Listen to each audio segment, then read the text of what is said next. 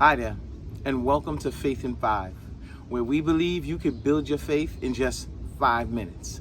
I'm your host, Reggie Wilson, and I'm back with another exciting episode. Today, what we're focused on is the GOT series. If you notice, for the last few days, we've been talking about GOT, and it's that acronym that stands for going to God, taking ownership of the situation, and taking action. I'm going to look at another man in the Bible who was in a precarious situation and had to do just that. Let's go to the book of Nehemiah. So that's Nehemiah chapter 1. We're going to be in Nehemiah chapter 1, and we're going to pick up starting in verse 8 to 11. That's Nehemiah chapter 1, starting in verse 8 to 11.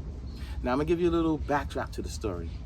This is right around the time where the Israelites came back from exile, and the people were going back to the land.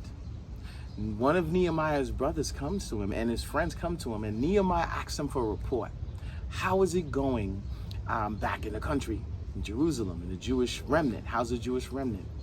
And that Jewish remnant was the wall and the gates.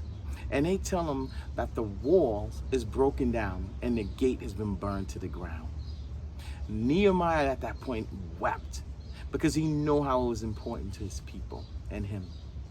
So here's what Nehemiah decides to do. He wanted to do something about it. Let me give you a little fact about Nehemiah. Nehemiah was a cupbearer to the king.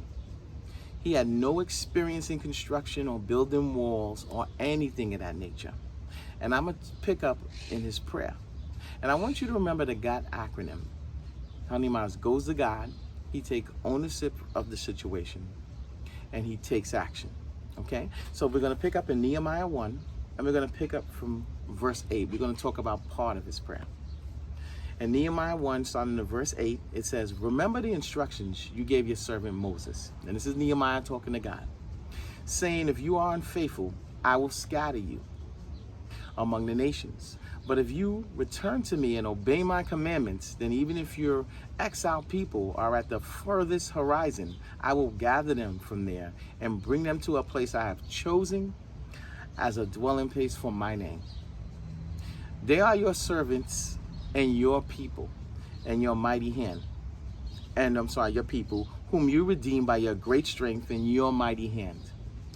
Lord, let your ear be attentive to the prayer of this your servant and to the prayers of your servants who delight in revering your name.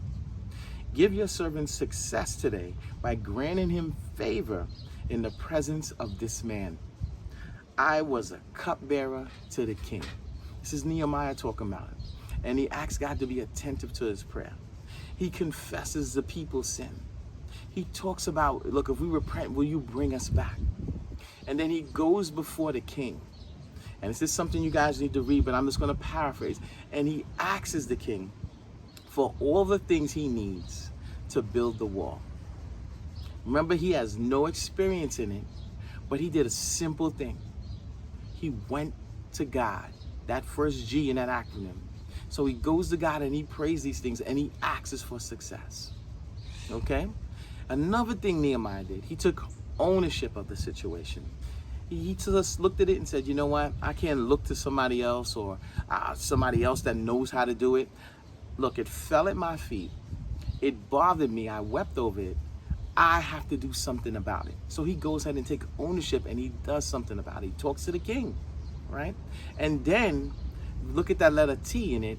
He takes action. He assembles the people. And if you go on in the story, he faces a ton of opposition. But due to the fact God was with him, and due to the fact he assembled the people and created unity amongst them about this war, he was victorious. Guys, I want one thing that stands out to me. Nehemiah had no experience in building this wall. And I think about it. How in the world, as a king's cupbearer, was he able to do all of that? One I realized is following that GOT acronym. And the second thing I realized, and the final thing I realized, is that ownership principle. He knew that God can do it. He realized he was in the right position at the right time to take action. Question for you today.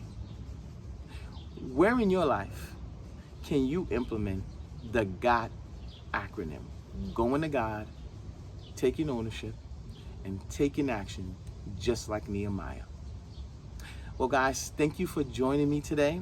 If you like what you heard, please like and subscribe, and see you next time on Faith in 5.